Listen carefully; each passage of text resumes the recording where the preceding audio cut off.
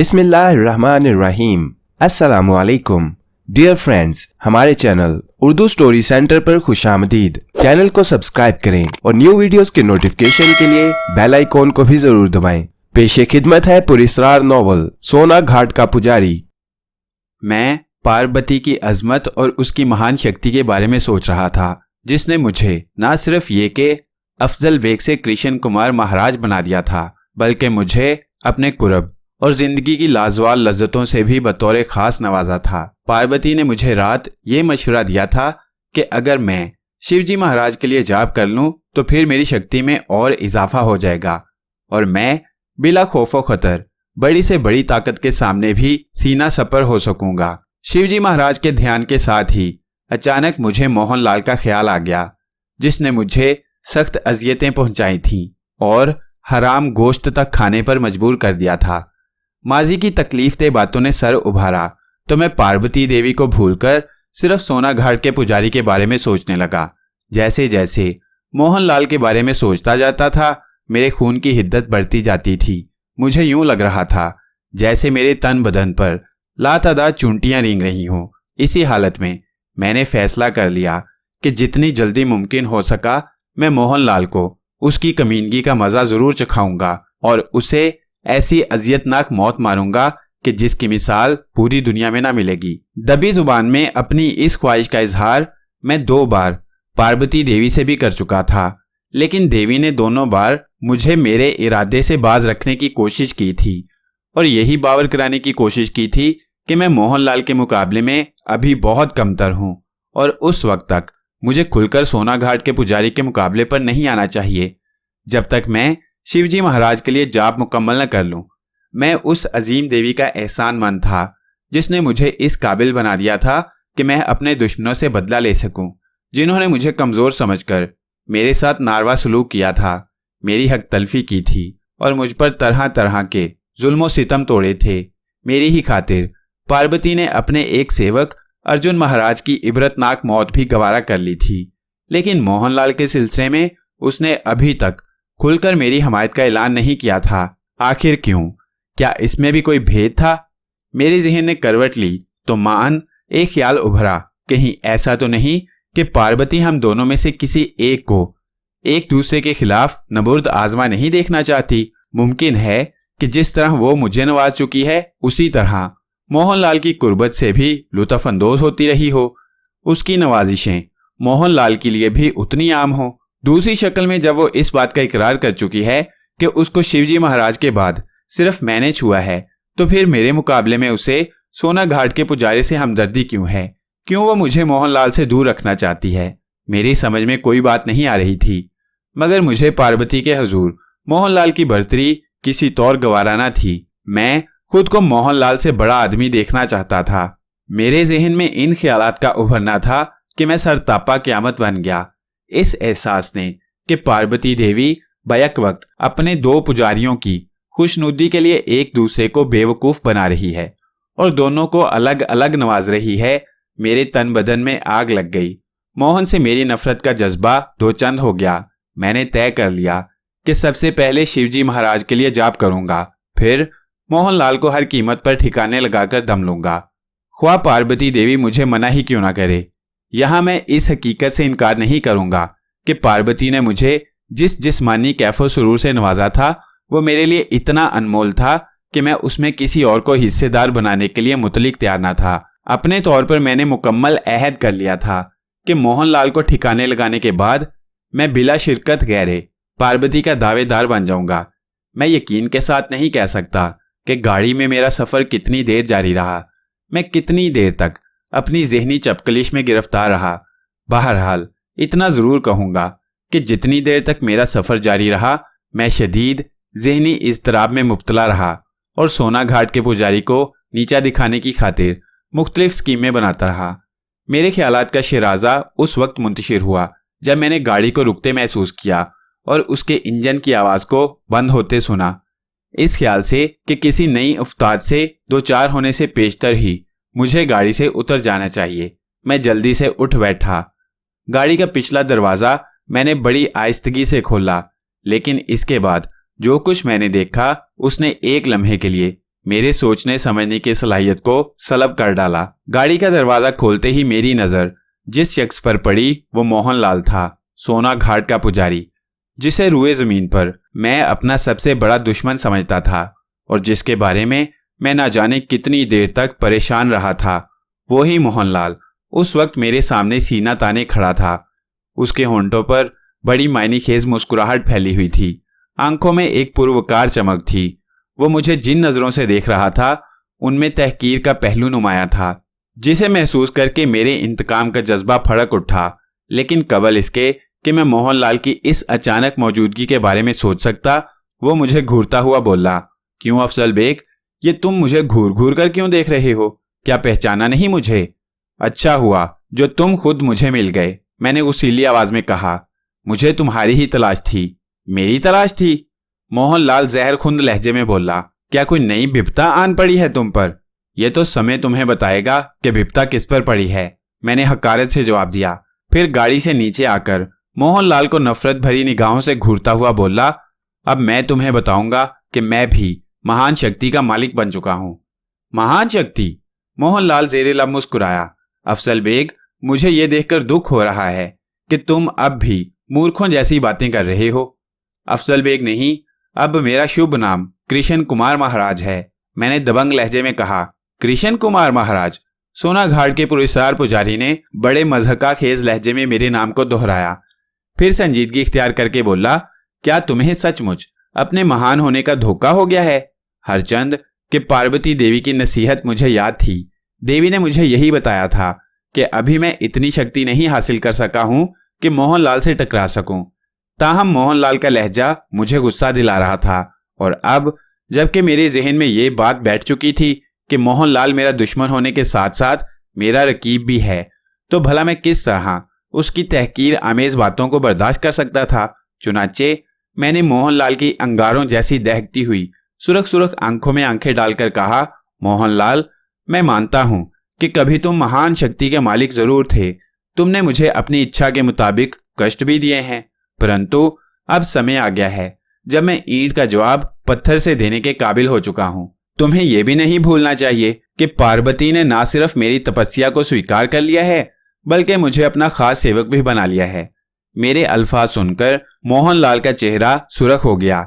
एक लम्हे के लिए मैंने देखा कि उसकी आंखों में हजारों बदरूहों का भयानक अक्स उभर कर गायब हो गया।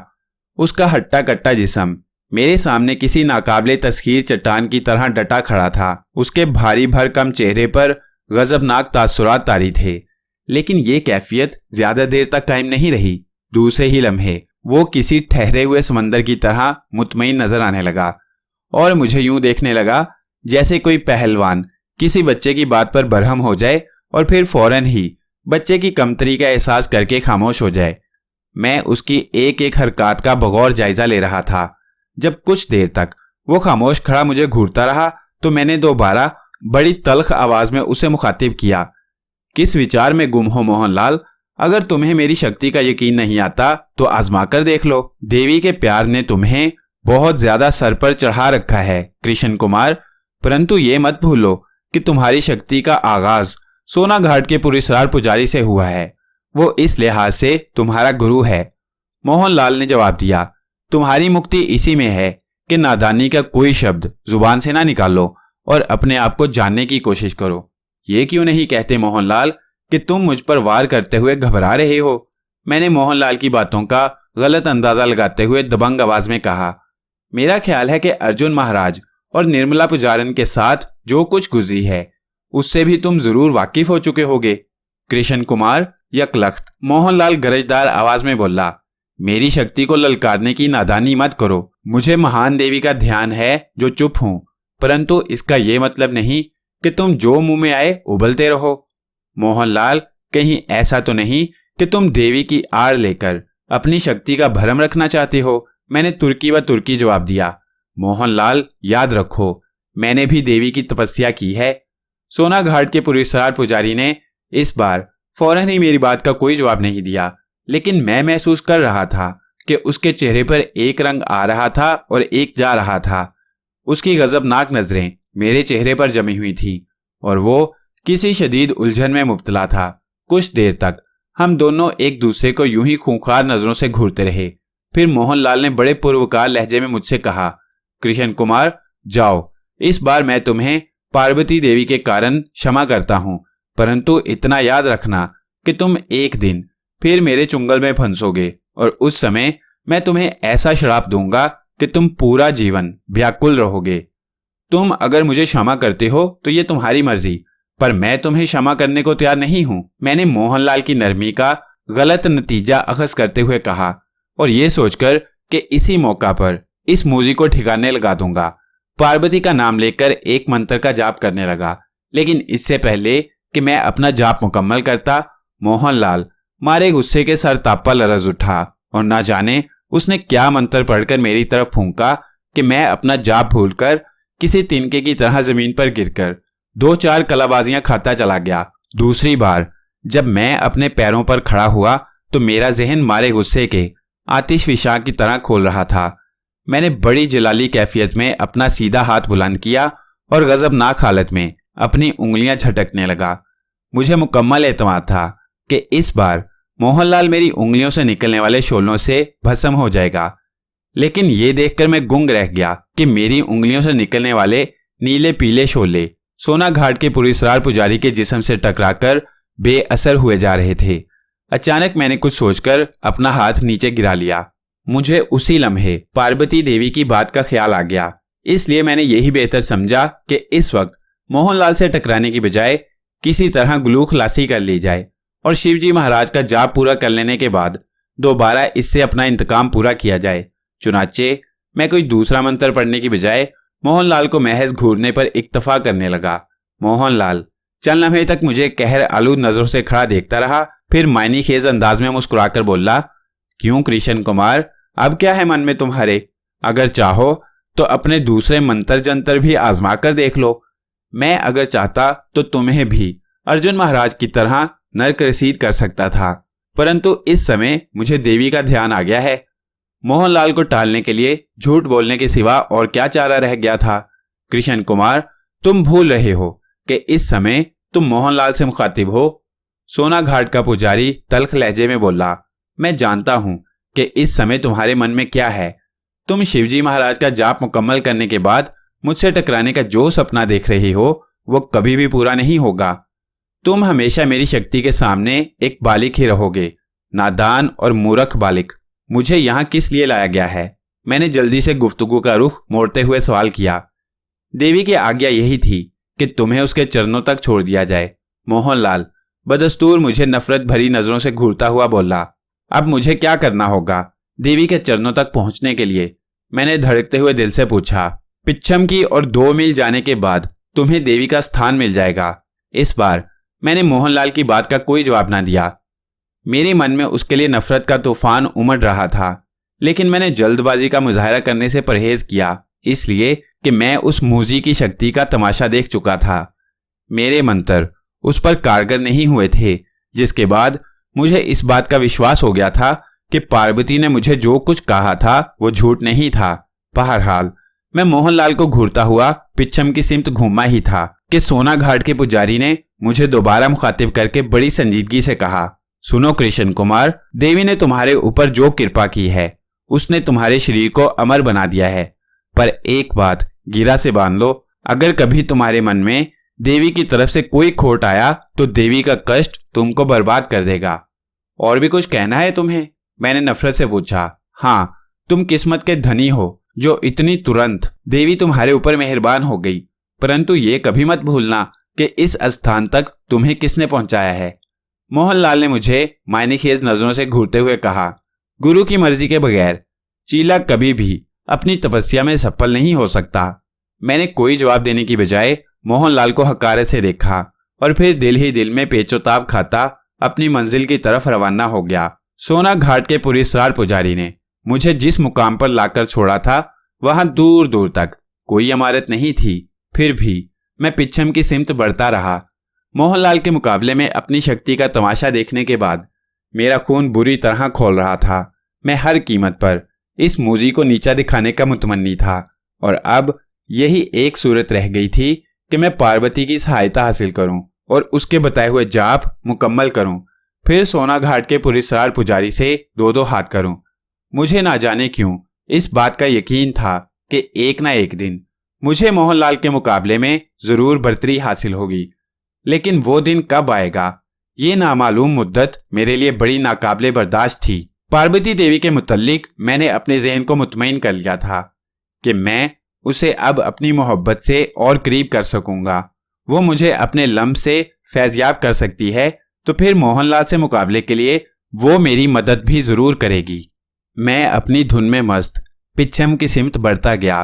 तकरीबन 1.25 मील की मसाफत तय करने के बाद मैं उन टीलों तक पहुंच गया जो मुझे दूर से नजर आ रहे थे।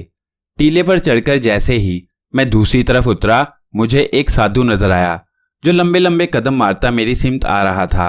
मैं कुछ सोचकर रुक गया और पुजारी को देखने लगा। पुजारी ने मेरे करीब आकर मुझे गौर से देखा, फिर दंडोत करने के बाद बोला, महाराज क्या तुम्हारा शुभ नाम कृष्ण कुमार है? हाँ, मैं ही कृष्ण कुमार हूँ। महान देवी की कृपा है महाराज जो मुझे आपके दर्शन हो गए। पुजारी ने बड़ी आजी से कहा, मुझे आपके स्वागत के लिए यहाँ भेजा गया है। अभी मुझे और कितनी दूर चलना होगा? मैंने पुजारी को पूर्वकार नजरों से घूरते हुए पूछा। देवी की शक्ति महान है महाराज, आप इस समय देवी के स्थान से बहुत करीब हैं। आप चलते रहिए, देवी खुद आपको अपने स्थान पर बुला लेगी। मुझे पुजारी की बातों में सदाकत की बू आ रही थी, इसलिए उस पर कोई शक करने की बजाय आगे बढ़ता गया। सामने एक आलीशान महल था। मैं खुद ब खुद बगैर किसी रहनुमाई के अंदर चला गया। अभी मैं एक वसीओरीज कमरे में पहुंचा था कि संदली खुशबू का जाना पहचाना झोंका मेरे वजूद पर छा गया। इसके साथ ही मुझे देवी की आवाज सुनाई दी, कृष्ण कुमार तुम मेरे चरणों तक पहुंच ही गए। मैंने आवाज की सिमत देखा तो पार्वती देवी को अपने सामने खड़ा देखकर खुशी के जज्बे से सरशार हो गया। यूं तो इससे पहले भी पार्वती देवी का 2 बार दर्शन कर चुका था, लेकिन उस समय देवी की सुंदरता देखकर मुझ पर कुछ ऐसी कैफियत तारी हुई जिसको बयान करना मेरी बस की बात नहीं। पुरिसरार पार्वती देवी उस वक्त हल्के सब्ज रंग की साड़ी में मलबूस थी, जिसके अंदर से उसका जिस्म कुंदन की तरह दमकता नजर आ रहा था। उसके चेहरों के चारों तरफ मुझे बिजलियां कौंदती महसूस हो रही थीं। मैं कुछ देर तक उसको बड़ी महवियत के आलम में देखता रहा। फिर मैंने उस जगह का जायजा लिया तो दंग रह गया। मैंने अपनी तमाम जिंदगी में ऐसा खूबसूरत कमरा पहले कभी नहीं देखा था। वहां की हर शय इंतहाई कीमती और नायाब थी। एक तरफ ऊंची मसहरी बिछी थी जिस पर बड़े सलीके से बिस्तर लगा हुआ था। पूरे कमरे में दबीज कालीन बिछा हुआ था। एक सिमत आबनूसी लकड़ी की मेज पर एक मुजस्मा रखा था जिसका तमाम जिस्म इंसानों जैसा था, लेकिन सर हाथी का था। मुझे मान निर्मला पुजारन का ध्यान आ गया, जिसने मुझे गणेश देवता के बारे में बताया था जिसे पार्वती ने अपने कमरे में सजा रखा था। दीवारों पर जा बजा मुजस्मे इस तादा थे। मैं अभी कमरे के साजो सामान का जायजा ले रहा था कि पार्वती देवी की मधुर आवाज मेरे कानों में रस घोल गई। कृष्ण कुमार, देवताओं की इस दुनिया को समझने के लिए तुम्हें देर लगेगी। धन हो देवी जो तूने मुझे अपने चरणों में बुला लिया। मैं जल्दी से अपनी तवज्जो पार्वती देवी की तरफ मबजूल करता हुआ बोला, कृष्ण कुमार तुम धरती पर मेरे वो पहले सेवक हो जिसे मैंने अपने स्थान तक आने की इजाजत दी है। ये तेरी बड़ी कृपा है, मैं अकीदत से बोला, परंतु तुम अभी बड़े बालिक हो। पार्वती ने मुझे घूरते हुए कहा, तुमने मोहनलाल के बारे में फिर सोचना शुरू कर दिया है। मुझे क्षमा कर दे देवी, मैंने तेजी से कहा। मोहनलाल को अचानक देखकर मेरे इंतकाम की आग भड़क उठी थी। तुम्हें एक और बात की क्षमा मांगनी होगी कृष्ण कुमार, देवी वकार से बोली। वो क्या बात है देवी? मैंने ताज्जुब से पूछा। तुम्हारे दिल में खोट है। पार्वती ने इस बार जिस लहजे में मुझे मुखातिब किया उसे महसूस करके मैं कांप उठा। मैंने देवी की बात पर गौर किया तो मान मुझे ख्याल आ गया कि मोहनलाल से इंतकाम लेने के जज्बे ने मेरे सीने में रकाबत की आग भड़का दी थी और मैं पार्वती के सिलसिले में मशकूक हो गया था। इस ख्याल के आते ही मुझ पर घड़ों पानी पड़ गया। चंद लम्हे तक मैं शर्मिंदगी और नदामत के मिले जुले जज्बे के तहत सर झुकाए खड़ा रहा। फिर मैं बेख्तियार आगे बढ़ा और झुककर मैंने देवी के चरण थाम लिए। देवी, मैं हाथ जोड़कर तुझसे क्षमा की भक्षा मांगता हूँ। इंतकाम के जज्बे ने मुझे अंधा कर दिया था देवी, मुझे क्षमा कर दे। पार्वती ने मेरी बात का क्या असर लिया ये तो मैं ना जान सका, लेकिन जब उसने बाजू थामकर मुझे उठाया तो मैंने उसकी कोमल नजरों में मोहब्बत के हजारों दीप जलते देखे। मैं समझ गया कि पार्वती ने मुझे क्षमा कर दिया है। फिर भी मैंने एक नजर उसे देखकर जल्दी से सर झुका लिया। कृष्ण कुमार, पार्वती ने बड़ी अपनायत से कहा, तुम्हारे मन का यही उजलापन देवी को पसंद है। मैं तेरी इस कृपा का कोई बदल देने के काबिल नहीं हूं देवी, मैंने दिल की तमाम सच्चाइयों से कहा। जवाब में पार्वती ने आगे बढ़कर मेरा हाथ थाम लिया। मेरे रगो पै में एक अजीब सुरूर सरायत कर गया और मुझ पर गनूदगी तारी होने लगी। मैं सिर्फ इसी हद तक महसूस कर सका था जैसे मैं पार्वती से बहुत करीब होता जा रहा हूं, इतना करीब कि हमारी सांसें और रूहें भी एक दूसरे में मदगम होती जा रही थीं। मैं एक बार फिर ख्वाबों की लज्जत से सरशार था और फिर मुझे कुछ याद न रहा। दूसरे दिन पार्वती ने मेरे कहे बगैर मुझे वो जाप बता दिया जो मुझे शिवजी महाराज के लिए करना था। पार्वती ने मुझसे कहा था कि मुझे 6 माह तक व्रत रखकर जाप करना होगा। इस दौरान मैं किसी से मिल भी ना सकूंगा और पूरे ध्यानो ज्ञान से मुझे जाप में मसरूफ रहना होगा। इस बार मुझे किसी खंडर में जाकर जाप करने का हुक्म नहीं दिया गया, बल्कि पार्वती ने एक अलहदा कमरे में मुझे जाप करने की इजाजत दे दी थी। चुनाचे अगले ही दिन मैं शिवजी महाराज के लिए जाप करने में मसरूफ हो गया। मेरी लगन चूंकि सच्ची थी, इसलिए मुझे वक्त का अंदाजा न हो सका और ना ही इस मंत्र का जाप करते हुए मुझे बीरों और बलाओं ने खौफजदा करने की कोशिश की थी। मुमकिन है ये सब कुछ पार्वती की वजह से सहल हो गया हो। बहरहाल मैं मुतवातिर शबो रोज अपने जाप में लगा रहा और 6 माह का अरसा कब बीत गया मुझे एहसास भी ना हो सका। जिस रोज मैंने जाप मुकम्मल किया उस रोज पार्वती मेरे ऊपर कुछ ज्यादा ही मेहरबान नजर आ रही थी। शायद इसलिए कि मैंने उस मंत्र के जरिए उसके पतिदेव की आत्मा को राम कर लिया था, या फिर हो सकता था कि कोई दूसरी वजह रही हो। लेकिन मैं महसूस कर रहा था कि उस रोज पार्वती देवी मुझसे कुछ और करीब आ गई है। उसने खुद अपने कोमल हाथों से मुझे स्नान कराया। मेरी दाढ़ी जो 6 माह के अरसे में बेतहाशा बढ़ गई थी उसे साफ कराया गया और पहनने के लिए मुझे आला लिबास दिया जो पार्वती ने बतौर खास मेरे लिए सिलवाया था। गर्ज ये कि शिवजी महाराज का जाप मुकम्मल करने के बाद मैं पार्वती से बहुत करीब हो गया था, मगर अभी तक मुझे इस नए जाप से हासिल होने वाली शक्ति का अंदाजा नहीं हो सका था। 1-2 बार मेरे जी में आई थी कि मैं खुद ही अपनी शक्ति को आजमाऊं या फिर पार्वती से दरियाफ्त करूं, लेकिन मुझे इसका मौका न मिल सका। मगर एक रोज जब मैं पार्वती के कमरे खास में उसके साथ बैठा, उसके इश्क के गुदाज लम्हात में सरमस्त था, पार्वती ने मुझे अपनी अदाए खास से मुखातिब किया। कृष्ण कुमार, शिवजी महाराज का जाप मुकम्मल कर लेने के बाद अब तुम्हारे अंदर बलवानों की शक्ति आ गई है। अब तुम्हें किसी दुश्मन को नीचा दिखाने के लिए कोई मंत्र पढ़ने की जरूरत पेश नहीं आएगी। तुम जो कुछ सोचोगे वो देवताओं की कृपा से पूरा होगा। परंतु एक बात अवश्य ध्यान में रखो देवी, मैं जल्दी से बोला, तूने मुझे जो कुछ दान किया है उसके लिए मेरे पास शब्द नहीं है जो मैं शुक्रिया अदा कर सकूं, लेकिन इतना जरूर है कि मैं तेरी कृपा को कभी भुला नहीं सकता। मुझे जो आज्ञा भी मिलेगी उसका पालन करना मैं अपना धर्म समझता हूं। पार्वती ने मुस्कुराकर मेरी आंखों में झांका, फिर बड़ी अदा से बोली, सोच लो कृष्ण कुमार, एक बार वचन देने के बाद अगर तुम फिर गए तो मैं तुम्हें क्षमा कर सकती हूं, परंतु शिवजी महाराज की महान आत्मा क्षमा नहीं करेगी। पार्वती की ये बात सुनकर मैं दिल ही दिल में हंस दिया। मुझे मालूम था कि पार्वती और शिव महाराज के दरमियान जन और शोहर का रिश्ता रह चुका है, इसलिए ये बात मेरे लिए मज़हका खेज ही थी कि जब पार्वती मुझे अपने लम्स से नवाजती है उस समय तो शिवजी महाराज की आत्मा नाराज नहीं होती। फिर दूसरी ऐसी क्या बात हो सकती है जिसका वचन देकर तोड़ देने के बाद शिवजी की आत्मा मुझसे नाराज हो जाएगी। मैं अभी उसकी बात का जवाब भी ना दे पाया था कि पार्वती ने अपनी बाहें मेरी गर्दन से अलहदा की और खफकी के अंदाज में बोली, कृष्ण कुमार, पाप और पुण्य के चक्रों में मत पड़ो। इसे समझने के लिए तुम्हें पूरा एक जीवन दरकार है।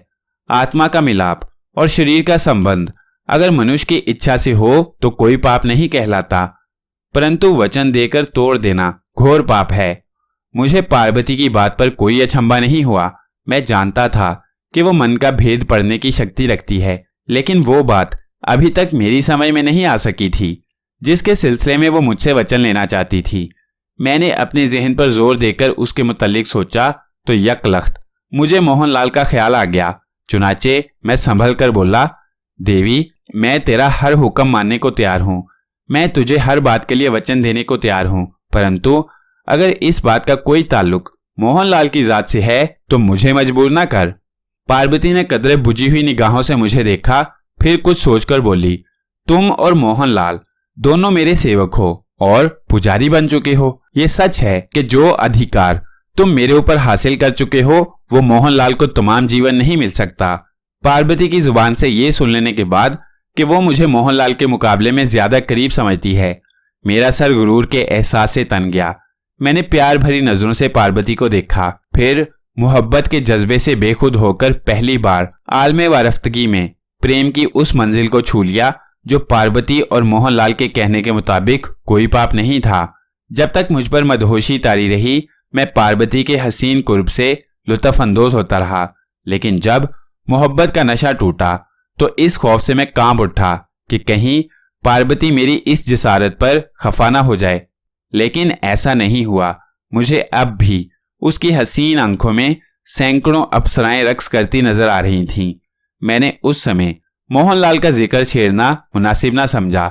मैं पहले देवी को मुकम्मल एतमाद में लेना चाहता था। 15-20 रोज इसी तरह गुजर गए।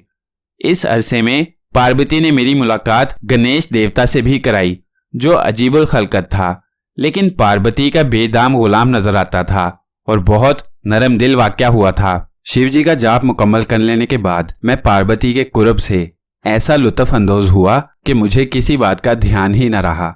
लेकिन एक रोज गणेश देवता से बात करते वक्त जब मोहनलाल का जिक्र दरमियान में आया तो मुझे फिर अपने आप पर शदीद गुस्सा आ गया। मैं बड़ी संजीदगी से सोचने लगा कि अब मुझे पार्वती की इजाजत लेकर वहां से रुखसत हो जाना चाहिए ताकि मैं सोना घाट के पुरस्कार पुजारी से अपना इंतकाम पूरा कर सकूं, जिसकी जात से पहुंची हुई एक एक अजियत मेरे दिलो दिमाग पर रोजे अव्वल की तरह नक्श थी। चुनाचे एक रोज मौका पाकर जब मैंने पार्वती के सामने अपनी ख्वाहिश का इजहार किया तो वो बोली, कृष्ण कुमार, तुम मोहनलाल से टकराने का अहद कर चुके हो, परंतु मैं चाहती हूं कि तुम इस ख्याल को कुछ अरसे के लिए अपने जहन से निकाल दो। अगर ये हुक्म कुछ दिनों के लिए है तो मैं तैयार हूं। मैंने दबी दबी जुबान में जवाब दिया, मेरे लिए तेरी आज्ञा का पालन करना धर्म है। कृष्ण कुमार, हर 10 साल बाद 40 रोज के लिए मैं उस मरघट पर जाती हूँ जहाँ शिवजी महाराज का क्रियाक्रम हुआ था। मैं उस स्थान पर बैठकर अपने पति की चरण पूजा में मगन रहती हूँ। इस अरसे में धरती के किसी मनुष्य या दूसरे देवी देवताओं से मेरा कोई संबंध नहीं रहता। 10 साल पूरे होने में अभी 2 हफ्ते बाकी हैं, इसलिए तुम उस समय तक यहाँ रहो जब तक मैं शिवजी महाराज की चरण पूजा से निमटकर वापस ना आ जाऊं। गो कि ये मुद्दत बहुत ज्यादा थी, लेकिन पार्वती ने मुझ पर जो एहसानात किए थे उसके पेशे नजर मैंने उससे मजीद इसरार नहीं किया। 2 हफ्ते तक वो मेरे साथ रही, फिर एक दिन मुझे गणेश देवता के सुपुर्द करके खुद उस मरघट की तरफ रवाना हो गई जिसका मुझे कोई इल्म नहीं था। मैंने अपने तौर पर यही सोचा था कि जब पार्वती चरण पूजा से फरागत पाकर वापस आएगी तब ही उसकी इजाजत लेकर मोहनलाल से टकराने के लिए जाऊंगा, लेकिन कुदरत को कुछ और ही मंजूर था, इसलिए मैं पार्वती से किए हुए वादे पर कायम न रह सका और जोश में आकर वहां से रुखसत हो गया। मेरी रवानगी की वजह यह थी कि पार्वती के जाने के कोई 8 या 10 रोज बाद एक दिन गणेश देवता के साथ बैठा देवी देवताओं की बातें कर रहा था और उससे तमाम असरार और रमूज दरियाफ्त कर रहा था कि गणेश देवता ने अचानक मोहनलाल का जिक्र छेड़ दिया और दबी जुबान में बोला, कृष्ण कुमार, देवी ने मुझे बताया था कि तुम मोहनलाल को नीचा दिखाने का फैसला कर चुके हो। हाँ। मोहनलाल के जिक्र पर मैं बरहम होकर बोला, उस पाजी को कष्ट देने का अहद कर चुका हूं और जब तक अपना अहद पूरा न कर लूंगा चैन से नहीं बैठूंगा। जो तुम्हारी मर्जी, परंतु मोहनलाल की महान शक्ति से टकराना बड़े जान जोखों का काम है। गणेश देवता ने अपनी लंबी सूंड लहराते हुए जरा संजीदगी से जवाब दिया, देवी देवताओं की कृपा ने उसके शरीर में बलवानों जैसी शक्ति पैदा करती है। गणेश महाराज, मैं जरा सख्ती से बोला, क्या तुम मुझे मोहन की शक्ति से खौफजदा करना चाहते हो? नहीं कृष्ण कुमार, मैं तुम्हें अंधेरे में नहीं रखना चाहता। क्या मतलब? मैंने गणेश देवता जी को घूरते हुए पूछा। यही कि मोहनलाल की महान शक्ति के मुकाबले में तुम्हारी जीत मुश्किल है, वो दबी जुबान में बोले। देवी देवताओं का साया जब तक उसके सर पर बाकी है उसे कोई भी नीचा नहीं दिखा सकता। परंतु पार्वती देवी ने तो कहा था कि शिवजी महाराज के लिए जाप मुकम्मल कर लेने के बाद मैं जो चाहूंगा सो पूरा होगा, पूरा अवश्य होगा कृष्ण कुमार, गणेश देवता ने जल्दी से कहा। फिर वो कुछ और भी कहना चाहता था कि मैं बोल पड़ा। पार्वती देवी ने मुझसे यह भी कहा था कि मुझे उस पर मोहनलाल से ज्यादा अधिकार है।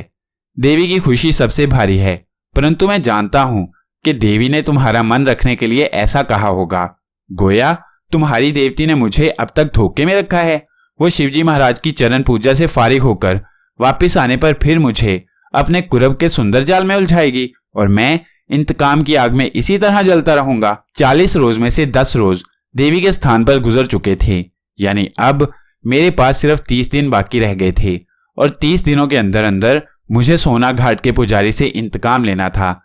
दूसरी सूरत में मुमकिन था कि चरण पूजा से वापसी पर जब पार्वती को गणेश देवता की जुबानी सूरत हाल का इल्म होता तो वो मेरे बजाय मोहनलाल की मदद पर कमर बस्ता हो जाती और इस तरह मोहनलाल और पार्वती देवी की महान शक्तियों से एक ही वक्त में मेरा मुकाबला करना दुश्वार हो जाता।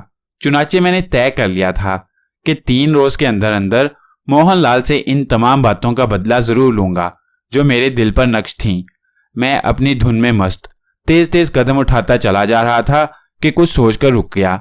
अचानक मुझे पार्वती देवी की एक बात का ध्यान आ गया। देवी ने मुझसे कहा था कि शिवजी महाराज के लिए जाप मुकम्मल कर लेने के बाद मुझे किसी बात की चिंता नहीं होगी। मैं जो कुछ चाहूंगा वो अवश्य पूरा होगा। मैंने अभी तक अपनी शक्ति को आजमाया नहीं था, उस शक्ति को जिसके हसूल के लिए मैं बिल्कुल बदल गया और ना जाने किन किन हैरत अंगेज मंजिलों से गुजरा था। मैं अब उस शक्ति का इजहार चाहता था। मैं कहाँ जाऊं, मैंने सोचा। कई जगहें मेरे जहन के आईने में नुमाया हुई। बनारस, हाँ मुझे बनारस चलना चाहिए। मेरा एक दोस्त बनारस में रहता था। मुझे अपनी शक्ति से महसूस हुआ कि मेरा दोस्त किसी परेशानी में मुब्तला है। चुनाचे मैंने बनारस जाने का इरादा कर लिया। चलता रहा और जब देवी का स्थान मेरी नजरों से ओझल हो गया तो मेरी हैरत की इंतहा न रही। मैं बनारस जाने वाली सड़क पर खड़ा था। दूर से मुझे मंदिरों के क्लिस नजर आ रहे थे। मेरे वीरों ने मुझे बनारस पहुंचा दिया। शक्ति के इस इजहार पर मेरा सीना फख्र से तन गया। जल्द ही मैं बनारस की एक पुररौनक शाहराह पर मौजूद था। मेरा दिल ये सोचकर खुशी से झूम उठा कि अब मैं सचमुच महान शक्ति का मालिक बन चुका हूं और अब मेरा मोहनलाल से टकराना ज्यादा दुश्वार ना होगा। ताकत का नशा, और ऐसी ताकत का जो गैर मामूली नौयत की हो, कुछ और ही होता है। मैं उस वक्त सरशार था, बदमस्त था और मेरी हालत उस कलंदर की सी थी जो दुनिया को हकीर समझता है। मैं सड़क पर रेंगते हुए इंसानों को हकीर समझ रहा था। मैं उन सबसे बुलंद हूं, सबसे अजीम हूं। एक लम्हे के लिए मैं अपनी ताकत से उन इंसानों को हैरत ज़दा कर सकता हूं। ताकत, सच पूछिए तो इस लज्जत का इजहार मुश्किल है जो मैं बनारस की उस सड़क पर महसूस कर रहा था। जिस सड़क पर मैं उस वक्त मौजूद था वो मेरी जानी पहचानी थी। यूं तो वाली साहिब मरहूम के साथ मैंने करीब करीब पूरे हिंदुस्तान का चक्कर लगाया था, लेकिन बनारस में मेरा ज्यादा वक्त गुजरा था, इसलिए यहाँ के गली कूचों से बखूबी वाकिफ था। बनारस में मेरे बेशुमार दोस्त भी रहते थे, जिनमें हिंदू भी थे और मुसलमान भी।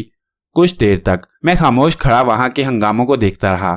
फिर अपने एक पुराने दोस्त जवाद अली खां के घर की तरफ चल दिया, जो ज्यादा दूर नहीं था। जवाद अली खां न सिर्फ मेरे खास दोस्तों में था, बल्कि वो भी मेरे साथ ही महकमे जंगलात में मुलाजिम हुआ था। उसके और हमारे घर के ताल्लुकात भी खासे देरीना थे। मैंने सोचा था कि 1-2 रोज उसके यहाँ गुजारकर फौरन ही सोना घाट के पुजारी की तरफ रवाना हो जाऊंगा। देवी के स्थान पर जब मैंने बनारस के बारे में सोचा था तो मुझे पता चला कि मेरा दोस्त किसी परेशानी में मुब्तला है। मुझे अपनी ताकत से इस अमर का पता चल चुका था कि कौन कहां किस आलम में है। ताहम एक अजीब बात यह थी कि जब मैंने अपनी इस शक्ति से सोना घाट के पुजारी के बारे में जानने की कोशिश की तो मुझे कोई वाज़ेह जवाब न मिल सका। अब यही सूरत रह गई थी कि सोना घाट से करीब हूं और बनारस पहुंचकर हिकमत अमली से सोना घाट के पुजारी को सर करने का मंसूबा बनाऊं। मुझे यकीन था कि सोना घाट के पुजारी ने अपनी शक्ति से पहले ही उसका तोड़ कर लिया होगा कि मैं उसके मौजूदा मोहल्ले वकू का पता न चला सकूं। जवाद के घर पहुंचकर मैंने उसे आवाज दी तो 22-23 साल का एक खूबसूरत लड़का बाहर निकला, जिसके चेहरे से परेशानी के तासुरात अयां थे। फरमाइए। उसने जिस अंदाज में मुझे मुखातिब किया उससे भी यही जाहिर होता था वो बहुत परेशान है। मुझे जवाद अली खान से मिलना है, मैंने बड़ी शगुफ्ता आवाज में कहा। वो इस वक्त घर पर नहीं है, लड़के ने तेजी से जवाब दिया। फिर वापसी के इरादे से पलटा ही था कि मैंने उसे रोकते हुए कहा, मियाँ साहिबजादे जरा सुनना। लड़का झिल्लाए हुए अंदाज में मेरी तरफ दोबारा मुतवज्जो हुआ तो मैंने जल्दी से कहा, तुमने मुझे ये नहीं बताया कि जवाद साहब कहाँ गए हैं और कब तक वापस आएंगे। वो कुछ कहकर नहीं गए, लेकिन मैं इतना जरूर बता सकता हूं कि उनकी वापसी में ज्यादा देर नहीं होगी। आप चाहें तो रुककर इंतजार कर लें। जवाद से तुम्हारा क्या रिश्ता है? मैंने पूछ ही लिया, इसलिए कि वो मेरे लिए कतई अजनबी था।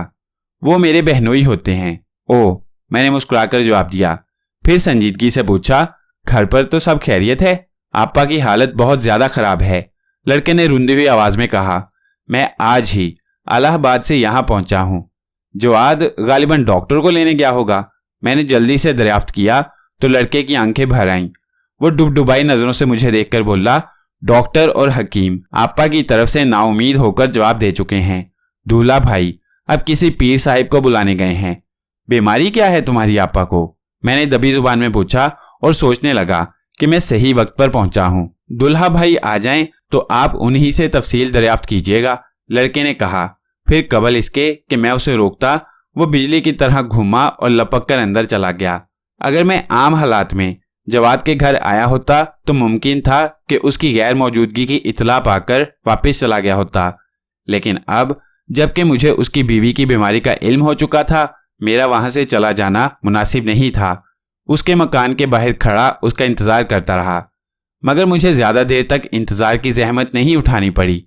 5-7 मिनट ही गुजरे होंगे कि एक कार मेरे करीब आकर रुकी, जिसमें से जवाद पहले नीचे उतरा। फिर एक लंबी दाढ़ी वाले पीर साहिब बरामद हुए, जिन्होंने अपने हाथ में एक लंबी तस्बीह पकड़ रखी थी। शक्ल सूरत से वो कुछ भी नजर आता हो, लेकिन मैंने पहली नजर में भांप लिया कि वो पीर वीर कुछ नहीं बल्कि रंगे सियार है। लेकिन उस वक्त मेरा बोलना चूंकि मुनासिब नहीं था, इसलिए मैं खामोश रहा। जवाद जल्दी में था और परेशान था। वो मेरी तरफ तवज्जो ना दे सका, लेकिन जब मैं खुद ही आगे बढ़कर उसके सामने आ गया तो उसकी आंखों में थमे हुए आंसू उबल पड़े। अफजल बेग तुम? उसने बेख्तियार मुझे गले लगा लिया और फूट फूट कर रोने लगा। मुझे तुम्हारे साले से भाभी की बीमारी की इतला मिल चुकी है, मैंने जल्दी से कहा। घबराओ नहीं, हिम्मत से काम लो, सब कुछ ठीक हो जाएगा। तुम आए कब? पहले अंदर चलकर भाभी की खबर लो, बाकी बातें बाद में इत्मीनान से होगी। जवाद मुझे और पीर साहिब को लेकर अंदर गया। जवाद की बीवी चूंकि वो मुझसे पर्दा नहीं करती थी, इसलिए मैं उसके कमरे में चला गया, जहां वो एक बिस्तर पर मुर्दों जैसे अंदाज में आंखें बंद किए चित पड़ी थी। मुझे उसकी ये हालत देखकर बड़ा दुख हुआ।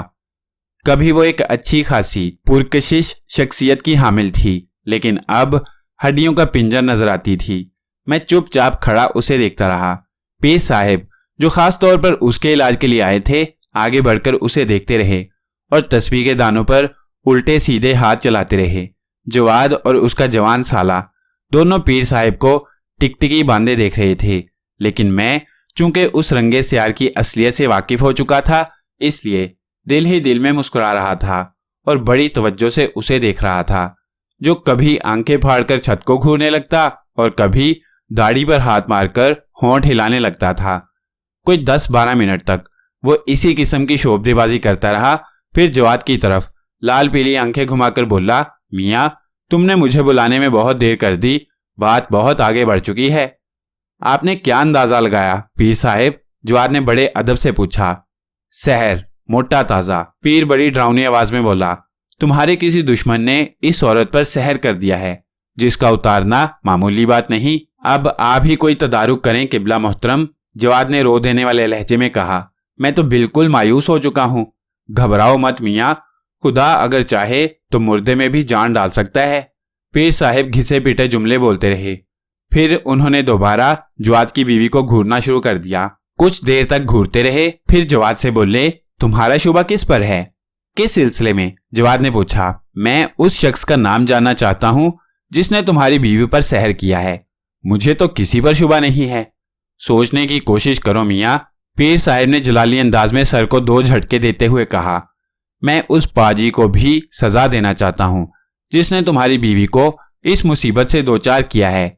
मेरी अकल तो काम नहीं कर रही। जवाद ने कहा, आप उस पाजी को छोड़ें पीर साहब, इनका कोई इलाज करें, तुम्हारी मर्जी। पीर साहब ने बड़े गुस्सीले लहजे में जवाब दिया। फिर बोले, मुझे इस शहर को तोड़ने के लिए बड़ी जिद्दोजहद करनी होगी। कम से कम 7 रोज तक मिज़ार पर बैठकर वजीफा पढ़ना होगा। मैं बड़ी उम्मीदों से आपको साथ लाया हूं किबला, खुदा के लिए मेरी बीवी को इस शहर से निजात दिला दीजिए। हक अल्लाह। लंबी दाढ़ी वाले पीर मर्द ने एक जोर का नारा बुलंद किया। फिर बोला, मियाँ, लंबी चौड़ी रकमें वसूल करना मेरे नजदीक कबीरा गुनाह से कम नहीं, लेकिन कुछ चीजों का बंदोबस्त तुम्हें अलबत्ता करना होगा। आप हुक्म दीजिए किबला, जो आप चाहेंगे मैं फराहम करूंगा। खुदा तुम्हें अपनी अमान में रखे। पीर ने दाढ़ी पर हाथ फेर कर कहा, तुम्हें गहरे सब्ज रंग की एक साड़ी, चांदी के एक कटोरे और 1.25 सेर खांड का बंदोबस्त करना होगा। बोलो, हो सकता है यह इंतजाम? आप इन चीजों का क्या करेंगे जनाब? मैं चुप न रह सका। अल्लाह के भेद सिर्फ अल्लाह जानता है।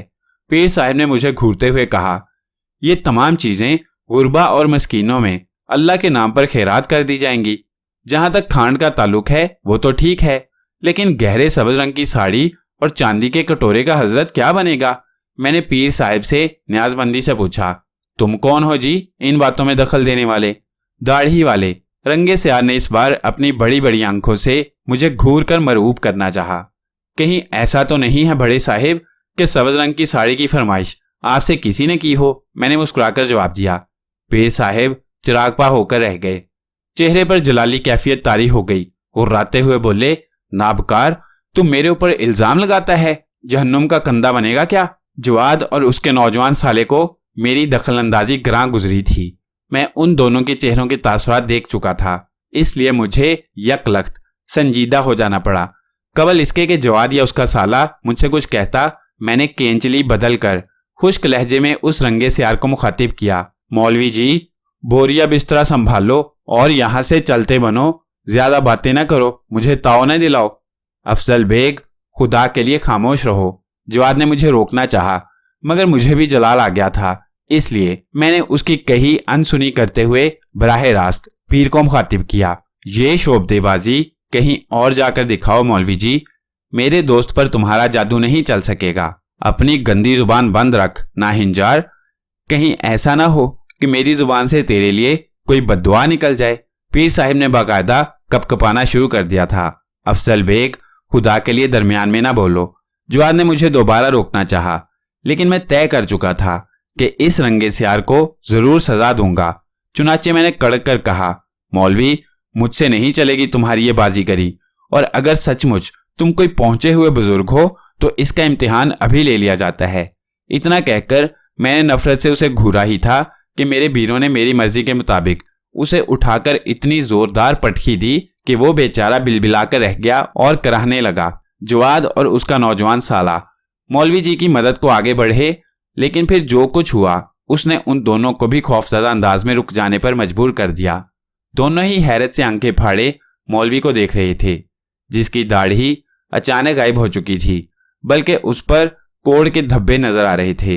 रहम करो, खुदा के लिए रहम करो। पीर साहिब ने गिड़गिड़ाते हुए मुझसे कहा, मैं कसम खाता हूं कि अब कभी किसी के साथ दगा और फरेब नहीं करूंगा। खैरियत चाहते हो तो दफा हो जाओ, नहीं तो मैं तुम्हें ऐसा कष्ट दूंगा कि सारा जीवन याद रखोगे। मैं अपने असली रूप में आता जा रहा था।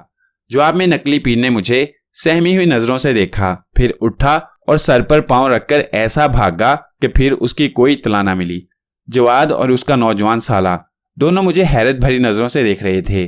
नकली पीर के जाने के बाद थोड़ी देर तक कमरे में मुकम्मल खामोशी तारी रही। फिर जवाद ने मेरे करीब आते हुए कहा, अफजल बेग, क्या सचमुच ये तुम थे जिसने पीर को? जवाद, मैं अपने दोस्त की बात को काटते हुए बोला, क्या तुम फौरी तौर पर किसी बकरे का खून फराहम कर सकते हो? बकरे का खून? जवाद ने बदस्तूर हैरत से पूछा। इस वक्त तुम बकरे का खून क्या करोगे? बहस बाद में कर लेना, फिलहाल जो मैं कह रहा हूं वो करो। लेकिन बकरे का खून कहाँ मिल सकेगा? चलो जाने दो, मैंने बिस्तर पर पड़ी हुई औरत को बगौर देखते हुए कहा। फिर जवाद से कहा, क्या तुम लोग कुछ देर के लिए बाहर जाओगे? क्यों? मैं भाभी साहिबा को देखना चाहता हूं। मैं जल्दी से बोला। घबराओ नहीं, सब ठीक हो जाएगा, बस ज्यादा से ज्यादा तुम लोगों को 15 मिनट की जहमत होगी। जवाद, जो मुझसे मरूब नजर आ रहा था, एक लम्हे के लिए मेरे चेहरे को बगौर देखा, फिर अपने साले को लेकर बाहर चला गया। कमरे में अब मैं था या जवाद की बीमार बीवी, जो बदस्तूर आंखें बंद किए बेसुध पड़ी थी। जवाद के बाहर जाते ही मैंने आंखें बंद की और एक खास मंत्र का जाप करने लगा। अभी मुझे जाप करते हुए 4-5 मिनट ही गुजरे थे कि मेरे मंत्र के मौक्किल ने मुझे जवाद की बीवी की बीमारी का सबब बता दिया। चुनाचे मैंने उसी वक्त जवाद को अंदर बुलाकर कहा, भाभी साहिब को फौरी तौर पर दूसरे कमरे में पहुंचा दो। क्या इस कमरे में कोई खास बात है? जवाद ने ताज्जुब से पूछा। वक्त जाया मत करो, जो कुछ मैं कहता हूं उस पर फौरन अमल करो। जवाद ने फिर मुझसे सवाल नहीं किया। मैं देख रहा था कि वो उस वक्त बड़ी उलझनों से दो चार है, लेकिन उसने मेरे कहने पर अपने साले के साथ मिलकर अपनी बीवी को बराबर वाले कमरे में मुंतकिल कर दिया। फिर दोबारा जब वो मेरे पास आया तो मैंने सरगोशी की, अब फिक्र की कोई बात नहीं है, कल सुबह तक तुम्हारी बीवी की हालत बेहतर हो जाएगी और 2-4 दिनों में ये बिल्कुल भली चंगी हो जाएगी। अच्छा हुआ जो मैं ठीक वक्त पर आ गया। मगर ये सब क्या इसरार है? किसी दुश्मन ने तुम्हारी बीवी पर जादू कर दिया था।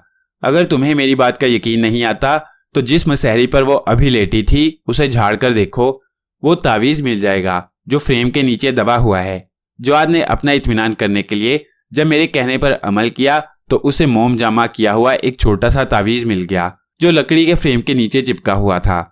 मैंने उसी वक्त वो तावीज़ खोलकर जवाद को दिखाया, फिर उसे आग में जला दिया। क्या अब इस तावीज़ के असरात खत्म हो जाएंगे? नहीं, इसके लिए मुझे रात में एक काम और करना होगा। तुम इत्मीनान रखो, कल सुबह तक भाभी जान की हालत पहले से बहुत बेहतर हो जाएगी। जवाद कुछ देर तक मुझसे बात करने के बाद बीवी के कमरे में चला गया। उसके साले ने, जो मुझसे जवाद के मुकाबले में कुछ ज्यादा ही मरूब नजर आ रहा था, मेरे लिए बाहर की बैठक ठीक कर दी। फिर मेरे खाने का इंतजाम किया गया, लेकिन मैंने खाना खाने से इनकार कर दिया। रात में जवाद ने मुझसे तवील गुफ्तगू करनी चाहिए, लेकिन मैंने उसे टाल दिया। हालांकि मैं उससे सोना घाट के बारे में तफसील से दरियाफ्त करना चाहता था और ख़ास तौर पर यह मालूम करना चाहता था कि क्या वहाँ के पुराने मंदिर में मोहनलाल का संदली ताबूत अब भी मौजूद है या नहीं। दूसरी सूरत में मोहनलाल को तलाश करना मेरे लिए यकीनन दुश्वार होता।